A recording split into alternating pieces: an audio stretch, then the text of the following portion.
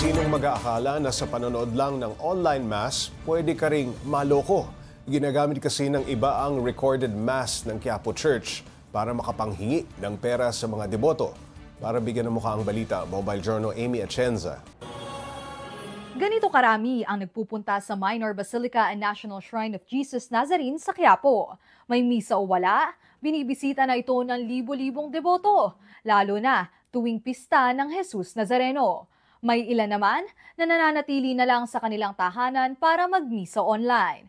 Pero bukod sa pagsisimba, ang ilan ay pinipili pang mag-alay ng donasyon upang makatulong sa pangangailangan ng parokya. Ang kaso nga lang, may ilang peking mga account sa social media na nagpapanggap bilang opisyal na simbahan ng Jesus Nazareno.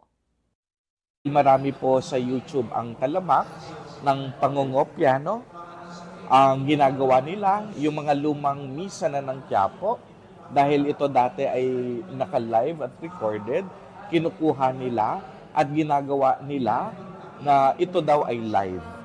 At sa pamaraan na yon, humihingi sila ng mga donasyon gamit ang kanilang mga personal na GCash, personal na mga Maya account, at iba't ibang mga financial means channels to get funds and to get support and donations.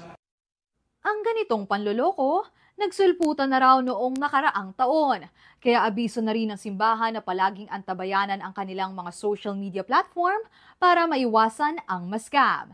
Bukod dyan, naging paalala rin ni Father Robert upang malaman kung legit ba ang donasyon na nagawa sa simbahan, humingi ng resibo. Usually po ang ating GCash at ang ating Maya account ay nakapangalan sa ating Kura Paroko at Rector, Rufino Siscon Jr. So kung may mga ibang magpadala po sa inyo na iba ang pangalan, automatic po yon. Ito po ay hindi sa Quiapo Church. Masakit man isipin na ultimo ang simbahan ay nagagamit para manloko ng kapwa. Lagi nating itatak sa ating isip na gumawa ng mabuti at mag-ingat saan man tayo magpunta. Mobile journalist Amy Atienza po, hatid ang muka ng balita.